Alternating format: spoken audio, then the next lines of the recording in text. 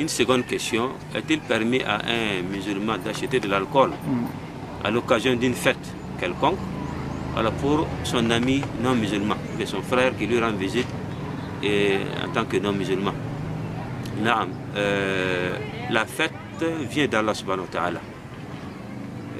Le prophète nous a dit, lorsqu'il est arrivé à Médine, il a trouvé les Médinois en train de fêter deux fêtes.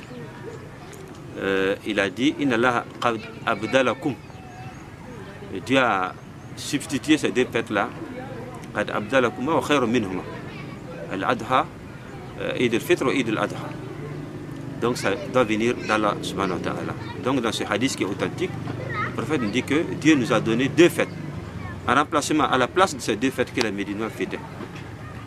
Donc c'est dire que ça doit venir d'Allah subhanahu wa ta'ala. Mais ce qui ne vient pas de Dieu, le musulman ne doit pas y participer. La participation peut être directe comme indirecte. Une participation indirecte, c'est aller physiquement à ces cérémonies.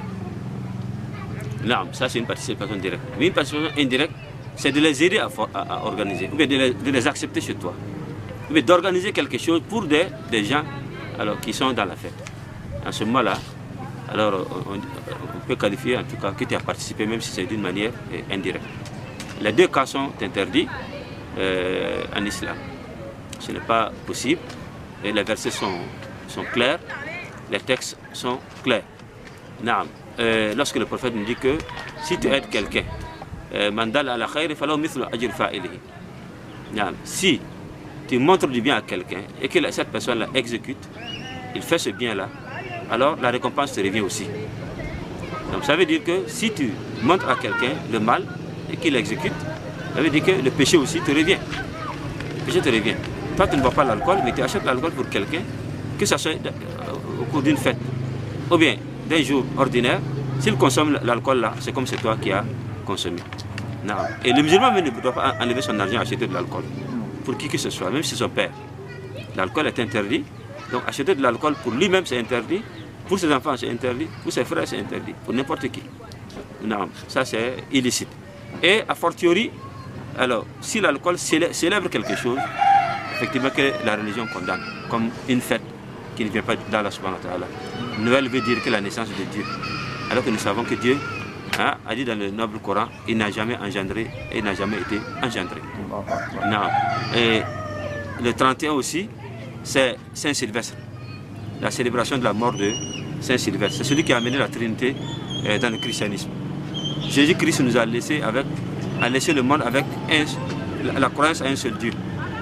Mais c'est grâce à ce prêtre-là, à Saint-Sylvestre, effectivement, que la doctrine de la Trinité a eu droit de citer. Alors, donc, une telle personnalité doit, en tout cas, la prononciation de ce nom même, doit, en tout cas, irriter le musulman et décourager le musulman, puisqu'il a détruit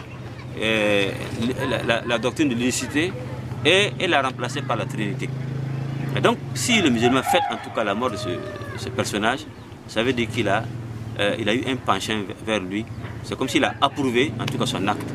Et c'est pourquoi le 31 aussi, le musulman ne doit pas y participer. C'est contraire carrément à l'essence même de Qul Allahu Ahadun, Allahu Samad, ce verset-là, alors qui dit effectivement que Allah, c'est une réponse aux chrétiens et à tous ceux qui croient en la Trinité. Donc, acheter de l'alcool pour quelqu'un ce jour-là, d'abord il a gaspillé son argent, et secondo, il a célébré indirectement une fête qui n'est pas la leur, la sienne.